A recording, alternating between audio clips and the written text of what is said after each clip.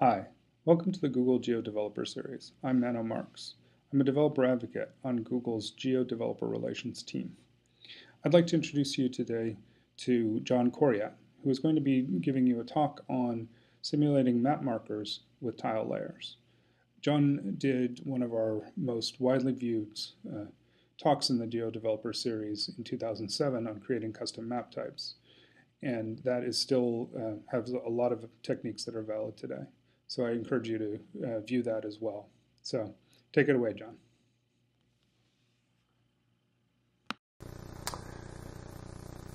Simulating markers with the tile layer. This discussion is aimed at those who understand advanced mapping techniques and have a good knowledge of server-side languages and the Google Maps v3 JavaScript API. My name is John Coriat. I'm with US Naviguide LLC. I've been working with Google Maps API since 2005, and I've created dozens of web pages that use custom tile layers. We suggest that you view the prerequisite to this discussion called Producing Custom Maps with the Google Maps API. You can find it on Google by searching for Coriat, Google, and Custom Maps. It's a YouTube video. It focuses on the basics of the tile system, tile math, and covers creating tiles from large images. Also, why you would use a tile layer, which is sort of an important topic. We suggest that you go through the examples on that discussion and view that before proceeding with this one. Everyone is familiar with the results of a Google Maps search. Here we have a search for coffee shops that has a number of lettered markers. Those are JavaScript objects. And also there's a secondary result, which are the little red dots that are scattered about the map. Those are also active simulated markers that, when clicked on, will bring up a result. What you may not know is that those markers are actually a tile layer. And Google has used this technology to display more results than they could if they just used markers. Since it limits the number of JavaScript objects, it allows them to depict hundreds more results than they could if they just used the lettered markers, which should probably be kept somewhere between 50 and 200 as a maximum result set. You can leverage this technology for your own maps. If you have a problem of trying to display more than a couple hundred points, this is an excellent way to do that. The advantages are that it's very fast, it's an efficient use of memory, and it doesn't require JavaScript objects for each marker that you display. Instead, it uses tiles, which are just images, so you can put as many little points on those images as you want, and it doesn't impact the performance of the web page. Another thing that's good about using this method is that it's more secure than using JavaScript objects. When you use straight markers, what you have to do is you have to pass all the data, the coordinates, the HTML, everything that you need to display the markers has to be passed either as an XML stream, JSON, or embedded directly in your web page. This would allow an unscrupulous developer to harvest your data and use it for their own use. By using a tile layer, you're obfuscating your data somewhat, in that you're just passing a marker or a tile with marker images on it. That still could be taken apart by a fairly clever programmer, but you're making it a lot more difficult for them to do it. Plus, then all they have is the coordinate. They don't have any of the HTML that goes behind it. They have to go and harvest that data from your server as a separate step. I think you're making it more difficult for them. The odds are they'll leave your data alone if you have this type of method. It does have a disadvantage in that it requires additional bandwidth to transmit tiles, and it requires a round trip to the server when you click on a marker in order to retrieve the data. And here's an example page that we're going to use for this demonstration. It's the volcanoes of the world from the Smithsonian Volcano Project. There are approximately 1,300 points included in this map. It works from zoom level 3 to 10, which is approximately 4,000 tiles. As you can see, it looks like they're markers, and they in fact are just images on the tile layer. Now let's go to the demo.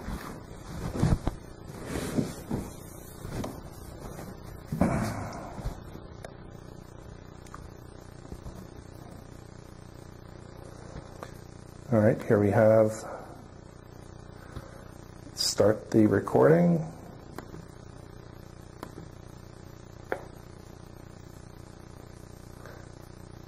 Okay, here we have the volcano web page, and as you can see, it looks like there are lots of markers on there, and they're all kind of clustered together. You can go around the world with it. You can see it's quite snappy. It has no delay, even though they're showing so many markers. Of course, they're not real markers. They're points embedded in a tile. And as we zoom in, they become separated, as you would expect. You can see there are a lot of volcanoes in Japan. And you can click on them, and it brings up a result. And as we zoom in further, now, this is approximately zoom level 7, I believe. I changed the icon. You can do all kinds of things on the server when you have the control of processing it on the server side.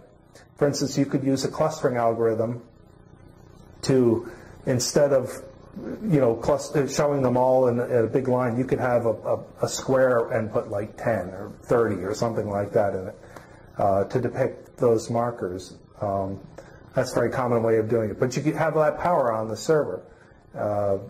Whereas if you're doing just delivering markers to your web page, you have to handle all that on the client, and that becomes a very slow, draggy process. Here again, we'll click on that one, and there's another one brought up as an info window. Now, one thing that's important as a concept is the concept of tolerance. Now, if I click out here in the middle of the ocean where there are no volcanoes, I get a message saying that there's no volcano within range. If I click relatively close, it still gives me that. I have to click virtually on top of the marker in order to bring up the info window. This is a concept of tolerance. I use between 0 and 15 pixels is considered a valid click. So that's something we'll talk about later. But I just wanted to demonstrate tolerance. All right, so that's the demonstration. We'll go back to the slides.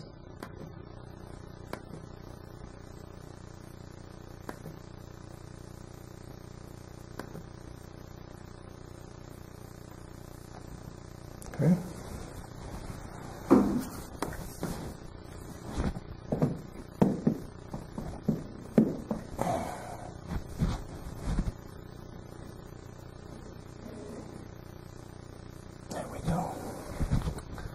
All right. That concludes the demo. We include a useful Perl module with this demonstration, or with this discussion. This is called usnaviguide _google _tiles.pm. It does all the tile math for you. It has methods for calculating all sorts of things that you might want to know about your points or whatever it has to do with the tiles. For instance, you can calculate all the tiles for a bounding box, or you can calculate all the features for a single tile, or you can calculate a tile name for a pixel location, or convert a coordinate to a pixel, or a pixel to a coordinate, or find the name of a tile from a pixel coordinate or pixel location and a zoom. These are very important things that you'll need if you're going to do any of this tile-based work. Two things that were used in this particular discussion are converting a coordinate, a latitude and longitude coordinate, to a pixel location, and also taking a coordinate and finding the name of the tile that belongs with that. This is discussed in the in the prerequisite.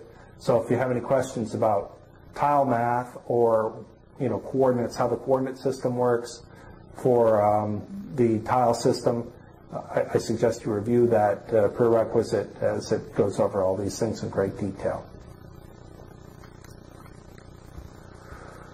When you're simulating markers on a tile layer, it takes a couple of steps to do this. First thing you do is you calculate the tiles that are required along with the positions for the icon images on those tiles. And the second step is to draw those tiles. And it does sound simple. It is fairly simple. It requires two tables in a database. We use PostgreSQL for this demonstration, which has some really great features, some spatial features like finding points closest to a coordinate. Things like that are very useful in this type of discussion. The two tables we use are, one is the data table, which contains the name, the HTML for the info window, and the coordinate of the volcano. And then we create a temporary table that contains the zoom number, the X and Y tile numbers, and the pixel location for the top left corner of the icon image. Now the top left corner is important because that's the only thing you need to know about placing an image on, placing an icon image on a tile image. You need to know the top left corner. That's your anchor point when drawing, when merging images. We use the GD library. That's for really, it's a really good graphics library for creating these images. I'm sure that if you're not able to use GD, there's another one called ImageMagick. That's another great library, and there must be one for .NET. I don't know the name of it, but I'm sure there's a good one for that as well. Now, when you're calculating the tiles required, you have this little issue that pops up, and that's that icons can overlap tiles. A coordinate itself, for a point like the point of a volcano, will only be on one tile, but when you expand it out to an icon, which in this case is a 24 by 24 pixel image, it can easily overlap onto separate tiles. You see icons are overlapping onto the adjacent tile, which is something you have to handle. Here's a worst case scenario where you have an anchor point, or the point itself is located in the upper left-hand corner of tile number 4, within just a couple of pixels of the boundary, the tile boundary. And in this case, we're using the center of the tile as the anchor point. So if the coordinate is within 12 pixels, or half the icon size, of the boundary of the tile, then that tile is going to overlap onto the next tile. We have to be able to handle this in order to show the tile layers correctly. Now, there are two ways that I've come up with to do this. One is called the fudging method, where you force a coordinate or an icon to be on one tile, and the other is the exact method, where you handle this problem so that it's shown correctly. And with the fudging method, what you do is you simply slide the anchor point of the icon, whatever number of pixels you have as overlap, so that the icon fits on one tile. This can be very useful for a number of conditions. Here we show the fudging method where we've moved these overlapping tiles you see on the before fudge.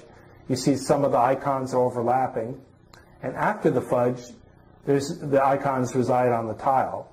This works well for large features such as cities, parks, states, zip codes, postcodes, things like that, that the icon could reside anywhere inside that aerial feature and still be accurate. Where it starts to fall apart is if you're trying to depict point features like buildings or parks or cars on roads, things like that, transit stations. Anywhere where the icon, even moving in a few pixels, is going to affect the accuracy of the map. Fudging isn't really a good choice. Another place where fudging doesn't work really well is if you have a very large number of icons. If you have a large number of icons, what happens when you fudge them is you create artifacts on your tiles where the boundaries of the tiles would be the only place that will be devoid of icons, and it's very obvious to the eye once you run into that situation. Using the exact method, what you do is you calculate the tiles that are required for each corner of the icon. And if they're all the same, then the icon resides on one tile. If they're not, then it's overlapping somewhere. And what you do is you take those icon or the tiles that are for each corner, and then you calculate the position of the upper left-hand corner of the icon for each of those tiles, and you add that into your temporary table that we created earlier. Now, what this can cause is, like for instance in tile number 4, the upper left-hand corner for the icon is off the tile completely. It's up into tile number 1. So that will give you, for tile number 4, that'll give you relatively negative coordinates for that tile. And so when you go to draw that tile, you'll be trying to draw that icon starting in a negative coordinate. Now with GD, this is handled beautifully. It just will slide your icon image out into nowhere, into nothingness, and only paint onto your tile the part of the icon image that should be there. So check your documentation with your tool, that whatever you're going to be using, and make sure that a negative coordinate will not cause some sort of issue. If it does, you'll have to handle it differently. But negative coordinates work well with GD, and in the case of the only time that in this particular worst case scenario that the tile coordinates will be positive is in tile number 1, where the upper left-hand corner resides actually on the tile. In 2, 3, and 4, there'll be at least one negative coordinate. Now, once you've cycled through all your points and calculated the upper left-hand corners for all the tiles that you're going to need, then you select a distinct list of the tiles that are required. Select distinct based on the X and Y tile names, and that gives you your list of tiles that you have to produce. Then you cycle through those one at a time, and you gather all the points for that tile that you're working on, and cycle through the records in your temporary table, and draw onto that tile the icons. You go through this, and then you output the tile, and you go through until you've completed the whole set. What you're creating is what's called a sparse tile set. In other words, there will only be tiles for ones with data. You won't be creating tiles that have no data, no blank tiles. Now, what this ends up doing is, in this case, we create 4,000 tiles that have icon images on them for the entire world, zooms 3 to 10. Now, if we were to create blank tiles, in addition to tiles with data, we'd be creating 1.4 million tiles. But by only producing tiles that have data, we create 4,000 tiles, which is significantly less. That saves both in time to process, it saves on space on the server. It also allows the server to retrieve the tiles a lot faster because it doesn't have to go through so many. We recommend also that you keep your tiles in a separate directory for each zoom level. That facilitates recreating a particular zoom level, and it also allows the server to pick them up a lot faster. Once you've created your tiles, then the next thing is to handle the simulated marker clicks. The way this works is you create a listener in your JavaScript, in your map, so that you're listening for clicks. When you get a click, what you do is you send the click coordinate and the zoom to your server for processing. The server click handler selects the closest point out of the database to the click and then checks to make sure that it's within tolerance. And the way you do that is with a simple distance formula, which is x1 minus x2 squared plus y1 minus y2 squared equals the number of pixels distance from the point that was clicked on to the point that was selected out of the database. If that is within the tolerance, and my usual number is somewhere between 10 and 20, mobile type applications, I suggest to go a little bit higher, perhaps 20 pixels because it's going to be selected by a finger. But for regular desktop applications, 10 pixels is usually enough. Then you generate the XML that's required by the client to produce an info window, send that back, and then the client displays the results. It's fairly simple, and it doesn't require a lot of code. Now, one thing that you're going to get is you're going to have a problem with 404 errors that you have to handle. You don't have to handle it, but it's probably a good idea to handle them with the tile server.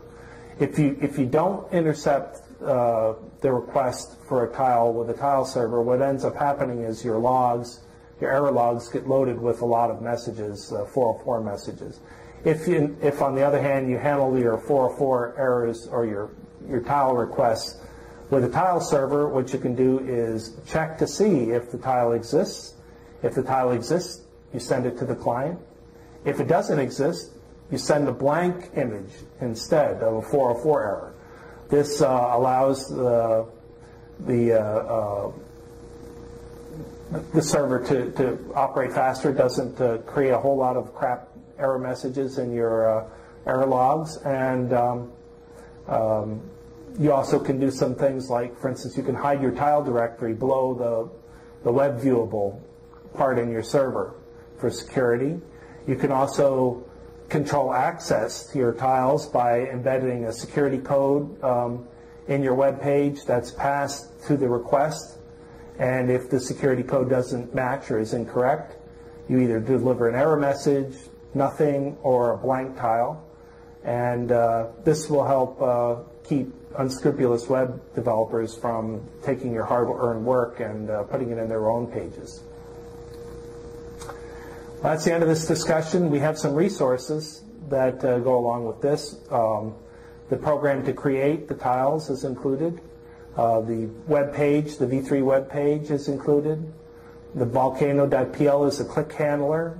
We include that as well. The tile server that we just discussed. The data itself, which you could download directly from the Smithsonian Volcano project, but we have it in a Postgres dump format, which will make it easier if you're using Postgres. The Perl module for doing the tile math. We have the slides that we're using in this presentation as a PDF. We also have an article that gives a synopsis of this discussion. All above materials are available under the Apache license, so use them as you see fit. And the URL for that is www.usnavikai.com/ws-2010-08. Thank you very much.